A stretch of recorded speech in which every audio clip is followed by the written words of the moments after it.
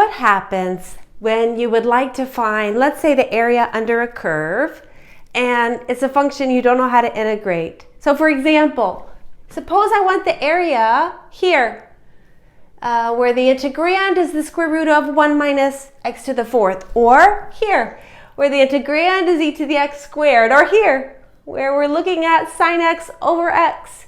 Finally, what about 1 over the natural log of x? Well, think in your head, do you know how to integrate any of these four? No, right?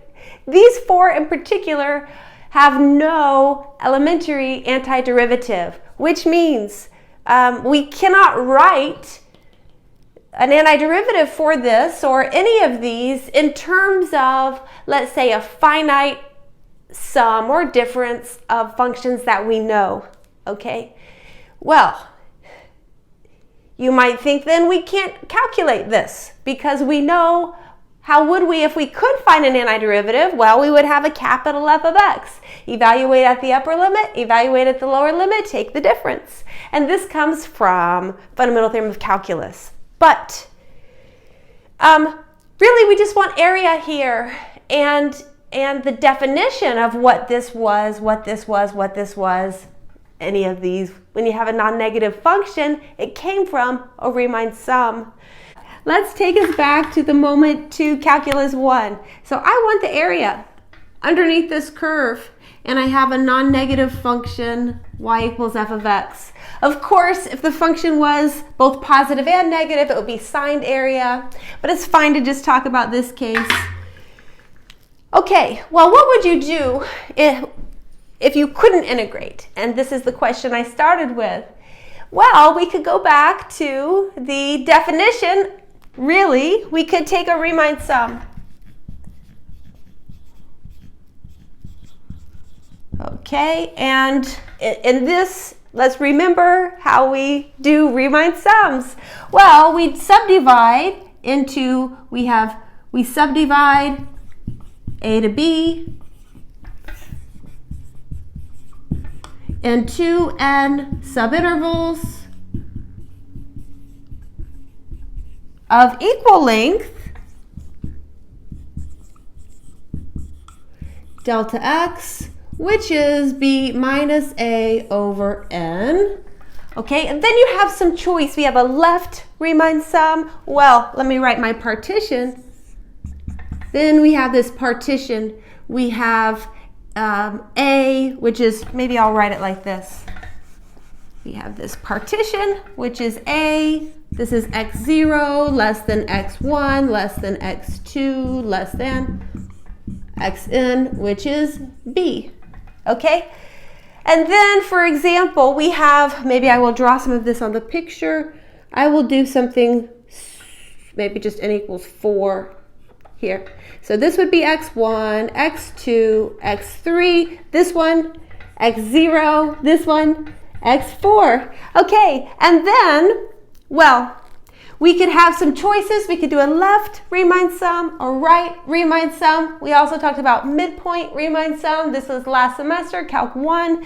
Maybe I will mention the midpoint because the midpoint Riemann sum is typically the best in terms of the closest to, well, the actual area under the curve. So one type we could take the midpoint Riemann sum. If we wanted to approximate this, we could just, now my picture is n equals 4, but if we actually wanted to approximate the area, you could take n 20 or something bigger.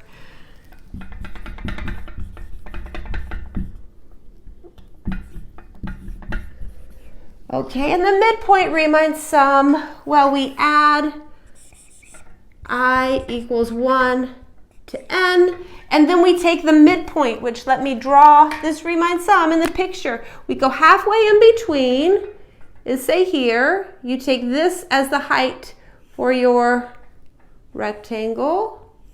Here, halfway in between, maybe I will put my line so we see it. This is the height of your rectangle. Halfway in between, okay, like this. And finally, halfway in between, like this. So the area under, these are rectangular regions, add up those 4. This would approximate the total area under the curve.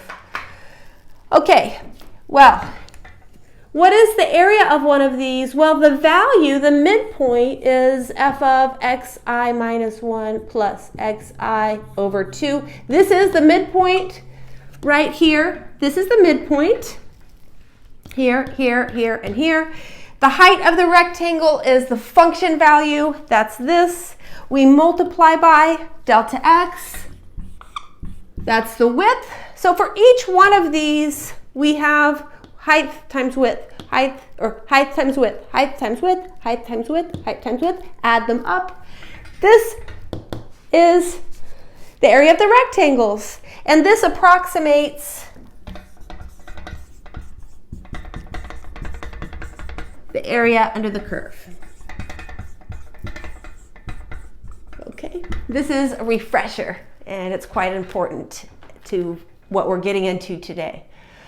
Okay, so you could use this.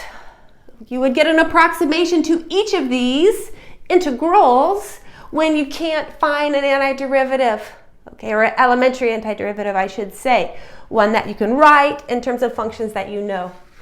One thing that I want to make a comment on with the Riemann sum, because I'm about to do 2 different things, and it's important to understand how it's different than the Riemann sum. So one comment here,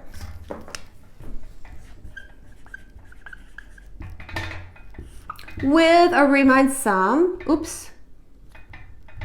with a Riemann sum, we are approximating the function. I'm going to run out of space. I will just move down here. We are approximating f of x with constant function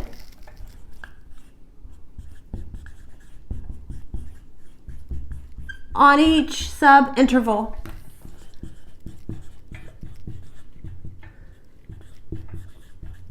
Say xi minus 1 to xi.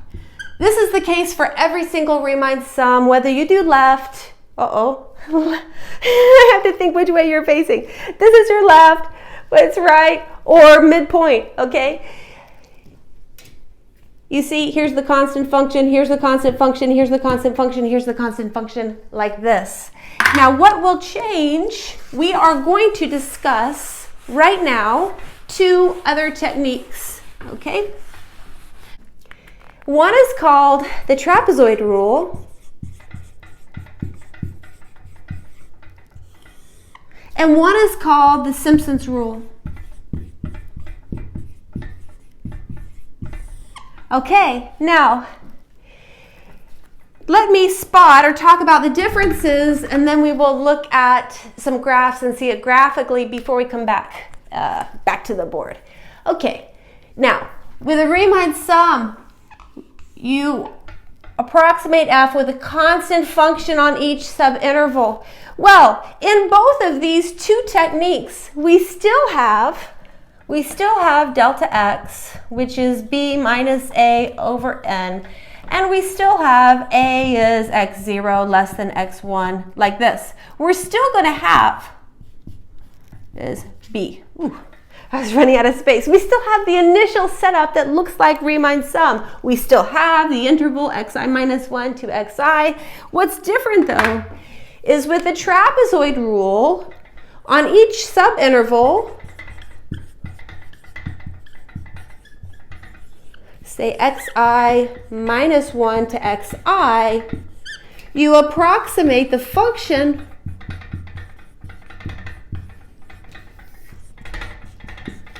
with a linear function. Linear function means line. Of course, this is a line. Constant is just a horizontal line. But in this case, it will pass through xi minus 1 comma f of x I minus 1 and xi comma f of xi, okay?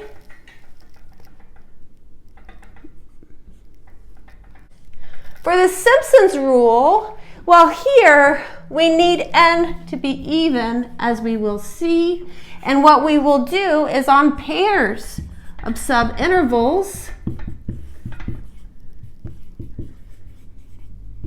which means, for example, we will go from xi minus 1 to xi, and then this subinterval xi to xi plus 1. We work with pairs of subintervals. We will, on this subinterval, we will approximate the function with a quadratic that passes through. Now I have to list 3 points passing through. The first one is xi minus 1, f of xi minus 1, and then xi comma f of xi, and finally xi plus 1 comma f of xi plus 1. Okay, 2 points determine a line, trapezoid rule. 3 points determine a quadratic, Simpson's rule. I have graphed square root of 1 minus x to the 4th, which is one of the first examples that I wrote on the board in terms of a function that you're not going to be able to integrate or find an antiderivative for, I should say. And then let's lower the capital or the little n I have in this to maybe be 6. Okay, so we have n is 6 in our subdivision. This means delta x, well, it would be b minus a over 6. In this case, it's 1 plus 1 over 6, 1/3. Okay, 1/3 is delta x. And then let's look at some pictures. This would be, for example, we see it's a right Riemann sum, where you take the right endpoint to be the height of each rectangle. And this one here, this would be a left Riemann sum.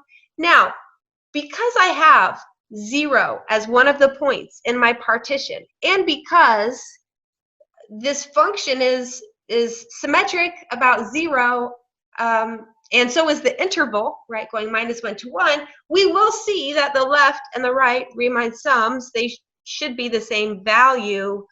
If we scroll up and we look over here to the left of the screen, we do see they have the same value here, 1.59, etc., 1.59307, like this. Okay, then, for example, trapezoid. Oh, well, no, I wanted to talk about midpoint sum first. The midpoint Riemann sum is here, and we can look, for example, these, it's showing you here it's showing you the actual value, and again, this is approximated with software. It's not found using fundamental theorem of calculus, but we see it's 1.74803 and change. And then you could compare that to this blue, for instance, is the midpoint, which is 1.791604 over here. Okay, I hope you realize what you're looking at, for example, and that you're following along with me. Okay, well, this would be the midpoint. Now,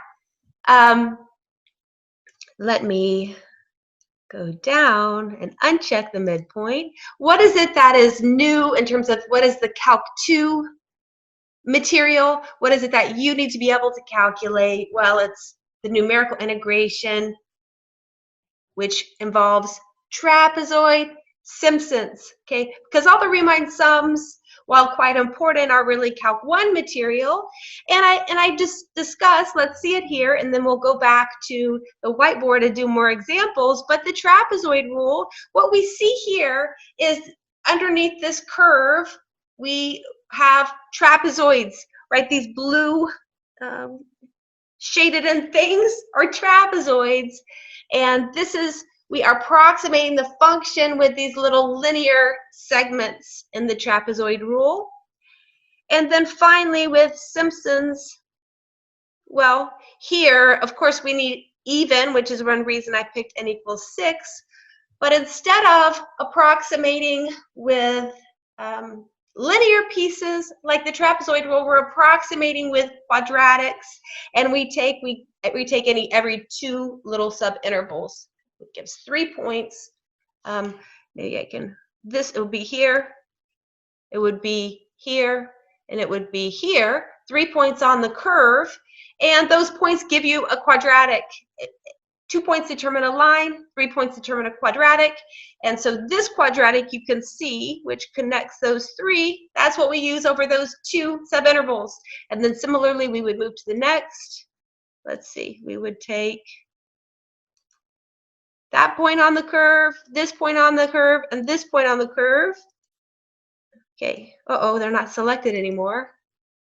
This one, and this one. And then those 3 points determine a quadratic. That's what we use over those 2 subintervals.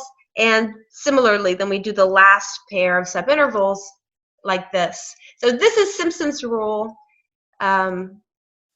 we see here. Now, we could take n very large. What would this look like? There's an n even. Whoa, and then you see this is n equals 48. It looks like a pretty good approximation. If we keep going, of course, I need to stop on something. Here's n equals 78, and you see how close this Simpson's rule approximation, how close it is to the actual area under the curve. Although within that large trapezoid rule should look pretty good. Now let's discuss the details. We start with trapezoid rule, and I have drawn a picture here. In my picture, n equals 4. It is a nice number to draw pictures for. N equals 4 here. And throughout delta x, b minus a over n, we have this partition, right? This is the same notion we use with the Riemann sum. And then, as I mentioned when I first discussed this idea, is you connect here these points with line segments. So as I discussed, we are on this subinterval, we're approximating the function with a linear function, similarly with the other subintervals.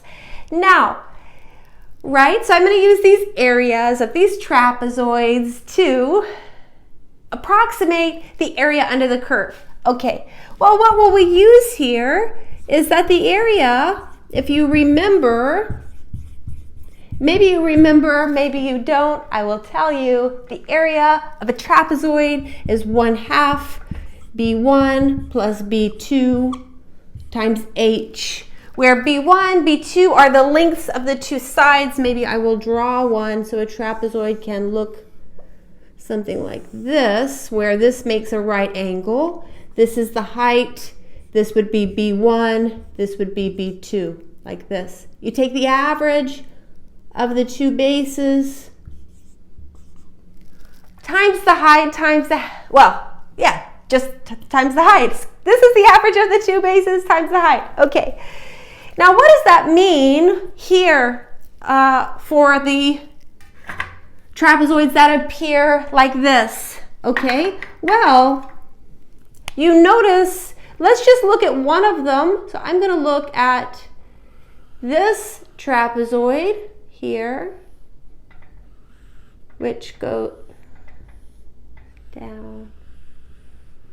Okay, this left, here's my 2 bases, right? And here's the 90 degrees. Maybe it would have been better to pick a different one, but in any case, we see. So the height is here. H is delta x. Well, this is the case for all of these trapezoids. But then if I label, let's say this one's B1, and this one's B2. Okay, well this B1, this is just this height here of that side. So B1 is f of xi minus 1. B2 is f of xi. Okay, so when we take the whole Riemann sum, Okay, so the whole Riemann sum looks like this. We take a sum, or not a Riemann sum, I should say, the sum that calculates this area of the trapezoids. It's no longer a Riemann sum. We add up 1 to n. Well, we have f of xi minus 1 plus f of xi over 2 times delta x. These are the areas of the trapezoids. Now, let's use this to get the trapezoid rule. So it's easier we can get an easier formula than just looking at this sum here. If I start writing out terms, okay, when I equals 1, okay, wonderful, because this and this are in every single term. They do not depend with I have factored them out of the sum. So now, when I equals 1, I have these two. When I equals 2, I have f of x1 plus f of x2. When I equals 3, f of x2 plus f of x3. And this will continue until the very last one, I equals n. We have f of x and minus 1 plus f of x n. Okay, what do you see when you look at this? Well, you see that f of x0 occurs one time. F of xn occurs one time. But every other term in the middle occurs twice. Twice. This one will occur again. This one would have occurred from the time before. So we can rewrite. Maybe I'll rewrite it below. It's fine. But this, what I will write below, is what we typically refer to as the trapezoid rule. We have a delta x over 2. Then we have f of x0. Then we have 2's. We have 2's all the way in the middle. Okay, until the second to last one has a 2. And minus 1, and then we have just an f of x n. Okay, this way down here is the trapezoid rule. Now, when you are using the trapezoid rule, what you can do is just remember this formula. We have a delta x over 2. Then we have the sum like this where f of x0 and f of xn have coefficient 1, and every other f of xi has a 2 in front of it. Now, very nice. Let's do, say, one of the ones that we started with, which was this. And we saw this in our Desmos here, okay? And I will use n equals 4, okay? Trapezoid rule. I will also, so after we do this one example, I will introduce the Simpson's rule. Well, I've introduced it, but we will figure out the formula for the Simpson's rule. It's going to look really similar to this, I will say, but it's a little bit different. And then we'll do this same example with Simpson's rule before we move on to other ones. Okay, well here n equals 4, so delta x. Every single time, whether you're starting with trapezoid rule or Simpson's rule, you always need to calculate delta x and calculate the points in your partition, because these f of x, these xi's, we need to feed into the function. Okay, so delta x is 1 minus 1 over 4. This is a half. And my partition, I can write, I go minus 1, and then I march forward by 1/2 each time until I get to 1. And I should have, well, 4 subintervals when I'm done. So I get minus 1/2, 0, 1/2, 1. And we can check that we have 4 subintervals. This is a good idea. So here is 1 subinterval, 1 subinterval, 1 subinterval, 1. We have 1, 2, 3, 4 subintervals. Very nice. This is working out so far. So good. Okay. Well, then we just use this. So the trapezoid rule is as follows. We have delta x, which is a half, over 2. I will write it out and then I'll compute the function values. But I'm just literally going to write out this rule. We would have f of minus 1 plus 2 f of negative a half plus 2 f of 0 plus 2 f of 1 plus, I forgot the 1/2. F of 1/2 plus f of 1, like this. This is trapezoid rule. All of the f of x i's, except the first and except the last, they have 2's, and then these just come with coefficient 1. Okay? Matches exactly the general form of the trapezoid rule. Now what I must do, maybe I'll leave it for the moment, is compute all of these, right? And then I will just put them in the sum, and I will say Simpson's rule, trapezoid rule. Absolutely, you're going to use a calculator here because you're going to get approximations. They're going to be decimals too many places. Usually in the homework, quiz, exams, I'll tell you how many places to round to. Okay, so f of minus 1, this is the square root. It's the square root of 0, which is 0. F of minus a half, this is the square root of 1 minus a half to the 4th. I'll do this one in 2 steps, especially because I started to do the wrong. 2 to the 4th is 4 times 4 is 16. So this is the square root of 15 over 16, or you could write it like this. Although this is fine, you're going to have to use your calculator anyways. Okay, and then f of 0 is the square root of 1 minus 0, which is just 1. And now let me erase, especially as I know exactly what I am doing above. Okay.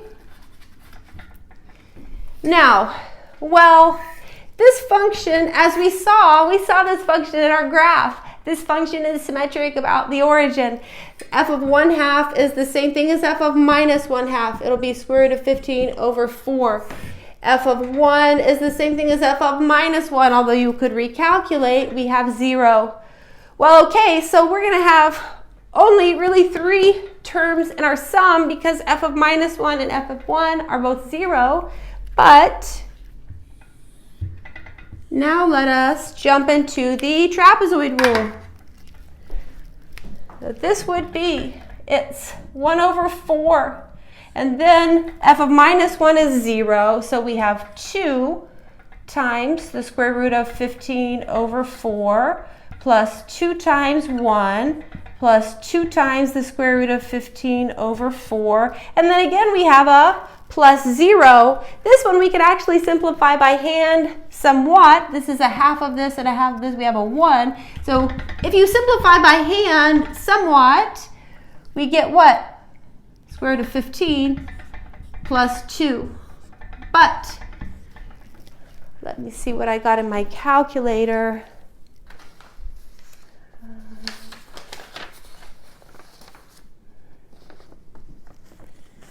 I got, this is approximately 1.468, oh, not another 0.25, for example. Okay, so this is it to 5 decimal places.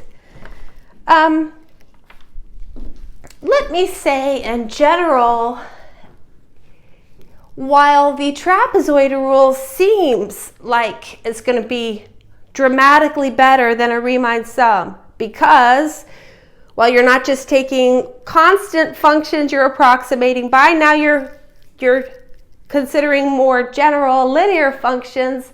Reality is that the trapezoid rule is typically not better than the midpoint Riemann sum. Okay, so this is not the best approximation technique out there. However, the other one we will discuss, which is called the Simpson rule, is much better. It's better than the trapezoid rule.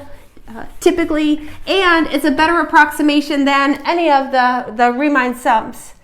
So let's do this next. Now we will discuss Simpson's rule, and I mentioned at the very beginning that we must use n as even because we are using pairs of subintervals. So we will take two subintervals, create a quadratic. We take the next two, create a quadratic. It really uses the fact that 3 points in the plane determine, well, a unique quadratic that passes through those 3 points. Just like 2 points in the plane determine a unique line that passes through those points, for example. Okay, well, what would be, now, of course, I'm just drawing this. My picture is not going to be as great as we saw on Desmos. But for example, if I took, well, let's write what I'm doing. I'm going to, again, illustrate with n equals 4 because it's not too unreasonable. We can do 4 subintervals. Okay, well, first of all, I would use, for example, x0, f of x0. I would use x1, f of x1. And then I would use x2, f of x2. These 3 points would determine a quadratic, and in my picture is not perfect. What we saw in Desmos, that's one reason I did that first, so you can really see. But for example, maybe this quadratic is concave down, determined by these, but then it would continue for a while. Okay, something like this. Okay, this is just a guess. I'm just trying to illustrate in the picture. We would take this point, x0, f of x0, this point, and this point form a quadratic. So then would be under here, for example. This is part of my quadratic. Okay, then I would take, well, let's add it to this. We would take, move to the next pair of subintervals, which is this one and this one. So it'd be x2, f of x2. It would be x3, comma, f of x3.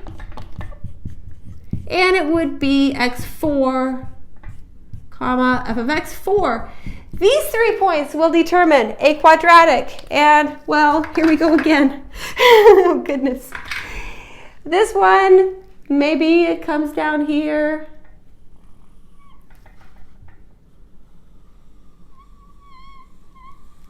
And then it does this. Okay, so these 3 would be here. Okay, so this would be the region, quadratic on the top, region, quadratic on the top, like this. Okay, but you see it's pairs of subintervals that correspond to creating this quadratic. Okay, now, then once it's graphed, maybe I don't need the red so much on these sides. Okay, well, this is just an idea. Then it can be shown the area of this region, let's say sitting above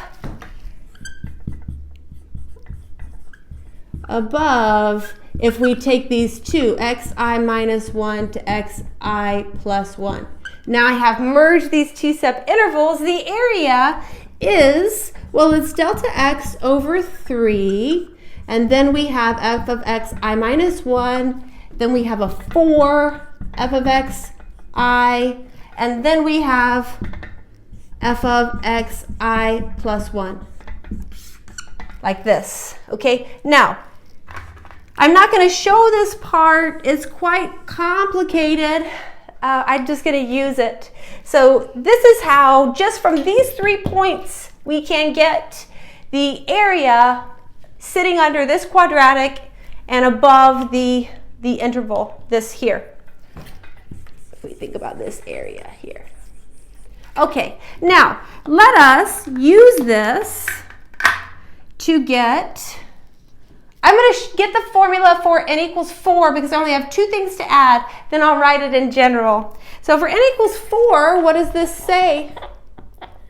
the total area underneath these quadratic, regions with a little quadratic curve on the top would be, we would have delta x over 3, and then we have f of x 0 plus 4, f of x 1 plus f of x 2. And then we add, so this so far, if I close my parentheses, would just be for this first pair of two subintervals. Then we would have to add this one, same area, but for this pair of subintervals, which would say we would have an f of x2 plus 4 f of x3 plus we would have an f of x4. Now what is this when I simplify? Let me write it underneath, okay? And then up here at the top, I will write the general Simpson's rule. We get, it is delta x over 3. We have f of x0 plus we have 4 f of x1 plus we have 1, 2 f of x2. And then we have 4 f of x3 plus f of x4. Okay, what we see at the very bottom is the Simpson's rule when n equals 4. Okay, now let's write it generally. Simpson's rule. N is even. And we have, I'll recopy all this, delta x b minus a over n. And what else do we have? We have a equals x0 less than xn, which is b. This part and this part are the same throughout, right? But what's different with Simpson's rule, we absolutely must have n is even because we're operating on pairs of subintervals. Then Simpson's rule says the following. Well, we calculate delta x over 3. It looks just like this, where we have f of x0. We start with a 4. We alternate 2's and 4's. So we would have f of x0. Then we have 4 f of x1. Then we start alternating. We'll have a 2 f of x2. So far it looks exactly like n equals 4. Then we will have a 4 f of x3 and then 2 f of x4. And you keep alternating until the very last one comes back at you just with a single f of xn. Okay? Now, it will be, so what you notice here, and it's, maybe I'll rewrite it another way because it's always good to try to understand a formula. Let's write it another way, then we're going to get to this example. We have f of x0 plus f of xn. These are the only two indices that have a coefficient 1 in front of the f of xi. But then what you see, look at the 4's, it's the odd terms. So we have 4, and then we have the odd ones. Maybe I will put this kind of parenthesis. It would be f of x1, f of x3, and so forth. Out to, well, we know n minus 1 is odd because n is even. So we have 4 times the odd ones, and then we have 2 times the even ones. Oh, but I need enough. F of x2, f of x4, etc. Uh-oh. Then I need one more parenthesis to close. I just ended with a dot, dot, dot, close parenthesis. My point in writing it this way is to teach you or illustrate where the 4's appear. The 4's appear in front of the odd indices. Okay? Anytime you have odd index, has a 4. The 2's appear in front of all the even indices except the very first and the very last. So here, very first, very last, we see a 1. So in particular, the second to last one, which is, well, it's here, it's odd, it will have a 4. So we have a 1, then it alternates 4, 2, 4, 2, 4, 2, 4, 2, like this, okay? Then we will do one with n equals 6 for both, okay? Delta x was a half. We did this before. It's 2 over 4, 1/2. And then we already had these function values computed. Oh, let's write our partition again. This is from before. Our partition is we start at -1, we march forward by 1/2. Like this. Okay. Then we computed f of -1, f of -1/2, f of 0, f of 1/2, and f of 1. Well, this was 0. This was square root of 15 over 4. This was 1. And then similarly, we had square root 15 over 4 and 0. Okay? So this we all already did in this video. I'm just now pointing out the difference between Simpson's rule and the trapezoid rule for this example. Okay, so in the Simpson's rule, let's write it out for this function and this subinterval. Then we'll do another example. We would have delta x over 3. We would have f of -1 plus, it'll be 4 f of -1/2 plus 2 f of -1 plus 4 f of, this one is 0. The next, right, I'm marching through my partition. I go f of -1, 4 f of -2, 2 f of 0, 4 f of 1/2, 1, like this, plus 1 f of 1. Okay, then I just put in all these values. This would be 1/2 over 3, 1/6. And then this first one, 0. So we have 4 square root of 15 over 4 plus 2 f of 1 plus 4 square root of 15 over 4 and then plus 0. Okay, so altogether, what do we have? We have a 6th. This is going to be 2 square root of 15 plus 2. Or we could write this as a third square root of 15 plus 1, like this. If we look in our calculator, this is approximately 1.62433. Okay. So just to connect, maybe I can do it at the top, and then I will do another example where we do both. We'll do n equals 6, okay, and we will do both Simpsons, we will do trapezoid rule, and that one we will actually practice integrating, and then that will be about it. That will take a little bit of time though. So what did we have for this? Let me just recopy just to bring back, because we already did part of this. With Simpsons, and both of these were n equals 4, we had 1.62433. With trapezoid, now I need to get that piece of notes because I don't remember. What did we have?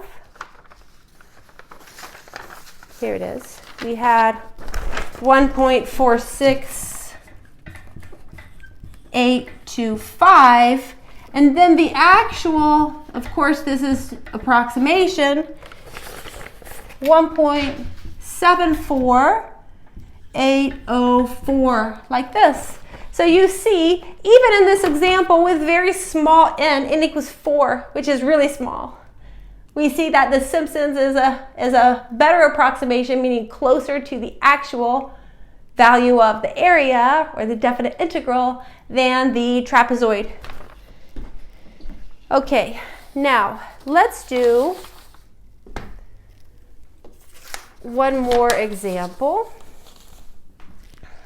As I mentioned, in this one, we are going to do everything. I'm going to give you a function we actually can integrate just to practice integrating, right? We've been very busy with our techniques of integration, very busy. And it's good to practice them. And then we will practice the new things, which is the numerical integration. Okay, so it'll be a very nice example to do.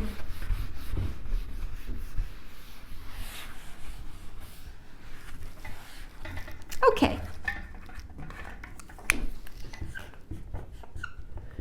It's the integral from 1 to 7 of ln x over x squared dx. And we're going to do three things. Like I just mentioned, we will do part A, calculate, using the fundamental theorem of calculus. This means we will have, well, this is the exact answer, at least rounded. Okay, then we want to use trapezoid rule, n equals 6, and we will also use the Simpson's rule,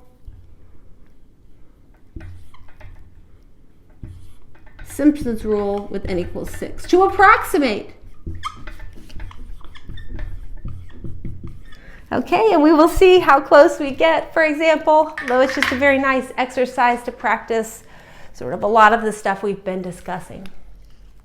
Okay, now, letter A. Maybe I'll get a better blue marker. Okay, very nice.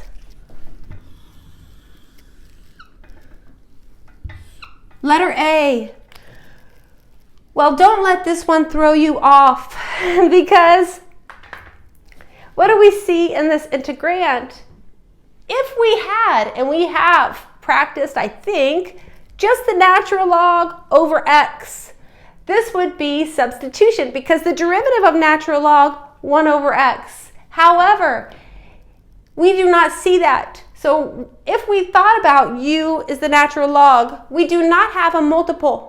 We do not have du. We don't have 1 over x dx. We have 1 over x squared dx, which suggests perhaps substitution is not the way to go. So when we see a product of two functions and it's not an obvious substitution, it's very natural to first try by parts. Of course, if by parts doesn't work, maybe you go back and try some less obvious substitution. But let's try by parts. In fact, this time it will work. So we will begin with just this, and then I'll do the definite integral. This will be by parts. And if we follow our, maybe I need a little more space. Follow our Liate guide, we have the very first thing. We have a log, okay? So u is the natural log of x. dv will be everything else. And I just wrote it as a power because I'm about to integrate. du, 1 over x dx, and then v is add a power, divide by the higher power, like this. Or it's a negative 1 over x. Okay, then it's uv minus the integral v du. Okay, so we have uv minus 1 over x ln x minus the integral. Well, this is going to be a minus x to the minus 2 because this is an x to the minus 1 and another x to the minus 1. We multiply and it's negative. Okay, and then one more step. This is, maybe I will continue here. This is going to be minus 1 over x ln x. Well, we have a negative here. I could make it positive, but then when I integrate, we'll have another negative. Or I could just look here. When I integrate, I would add a power, divide by the higher power. The negatives will cancel. I get just a 1 over x here plus c. Like I said, you could see two minuses and make a positive, but then when you integrate this, it introduces a third negative. So without a doubt, this should be negative. And then the power is minus 1 because we have integrated x to the minus 2. Okay, well, now that we have this indefinite integral, which I will maybe put a little box around as our side work, we can get into the definite integral because we have an antiderivative. So if I want the integral 1 to 7 of ln x over x squared dx, this will be minus 1 over x ln x minus 1 over x. And then we evaluate between 1 and 7. This will be minus a seventh ln 7 minus a seventh. Then we subtract off evaluating at 1, which we already have 2 negatives. So when we subtract off, it's going to be 2 positives. Okay, it's going to be plus 1 ln 1 plus 1 over 1. Now, okay, ln 1 is 0. So my final answer, maybe I'll write it below, is minus 1/7 ln 7. We have plus 1 minus a 7 plus 6 over 7. Okay, this is exact, but we're going to be comparing it to some approximations. So let me write what I get here. This is approximately 0.57916. Okay.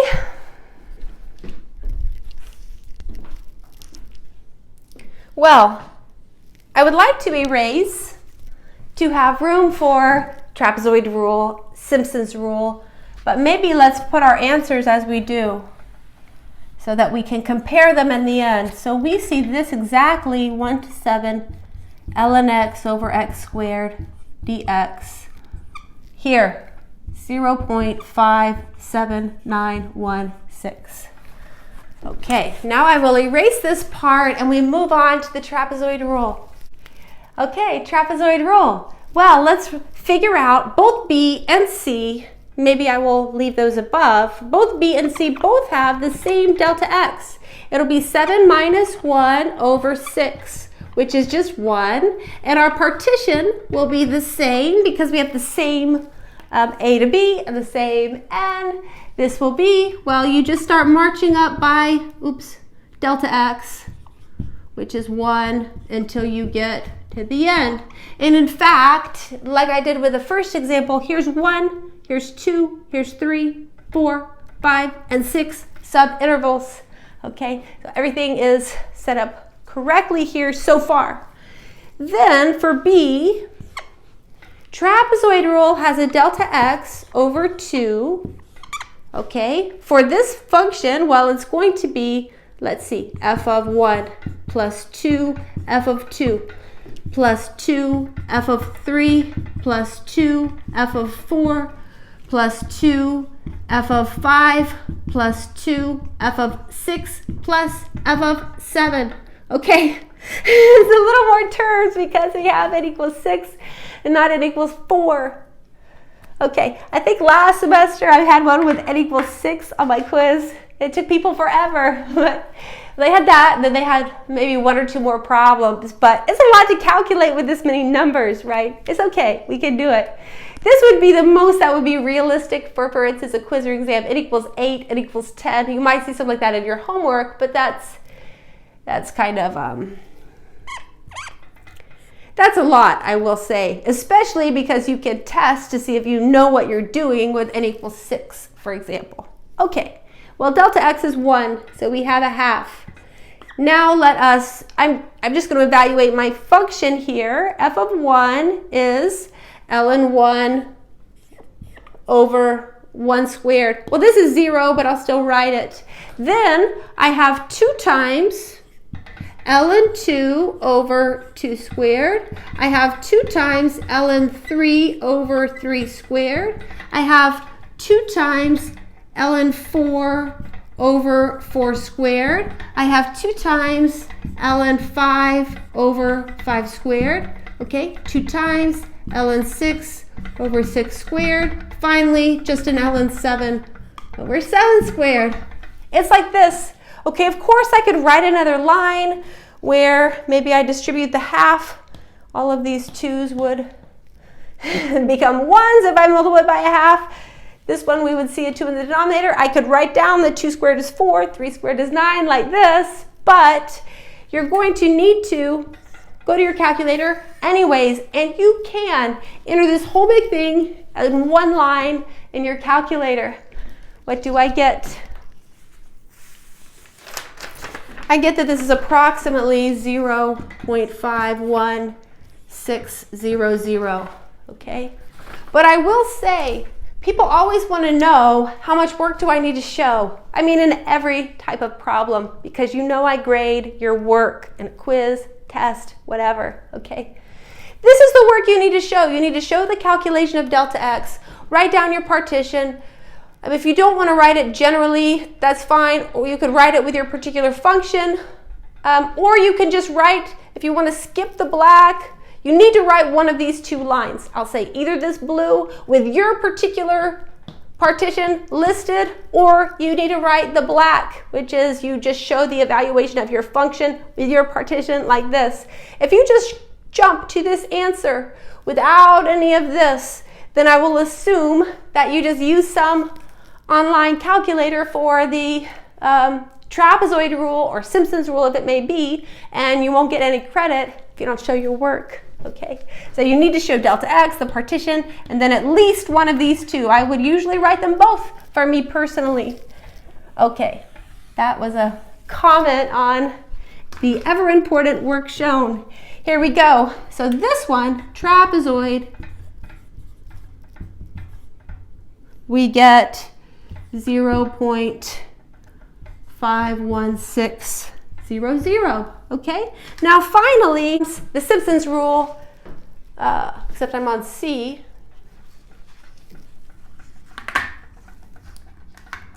And you notice I've left delta x and I've left my partition. Simpson's rule, delta x over 3. With my partition, this will be f of 1 plus 4f of 2 plus 2f of 3 plus 4f of 4 plus 2f of 5 plus 4f of 6 plus f of 7. Now maybe this is maybe the most clear we have seen the pattern yet, because I stated it for 4, but you can't really see the pattern in full where n equals 4. Then I stated in general, but there's all these dot, dot, dots, so sometimes that's confusing. What happens? You have f of 1, you have f of your very last, so your first and your last coefficient 1, then you alternate 4, 2, 4, 2, 4, like this. This is the Simpson's rule. Okay, now let's, again, I will put this in black. Let's write these for my particular function, then I will. So we have 1 over 3. F of 1, again, this is just natural log 1. Maybe I'll leave it off this time, or maybe I'll write it. Over 1 squared, this will be 4 ln 2 over 2 squared plus 2 ln 3 over 3 squared plus 4 ln, 4 over 4 squared. I started to confuse myself because this 4 and this 4, they match. Well, that just happens this time. This is the 4 here coming from the Simpson's rule. This is the 4 here coming from my partition. Okay, hopefully that's clear. 2 ln 5 over 5 squared plus 4 ln 6 over 6 squared. Finally, ln 7 over 7 squared, like this. This would be the Simpson's rule for this definite integral. And then if we go into our calculator, this one is approximately 0.55047. And again, I will write it at the top so that we may compare and see using Simpson's rule. We get 0.55047. And just like the first example we did, you see the Simpson's rule, well, is closer to the actual value of the definite integral than is the trapezoid rule.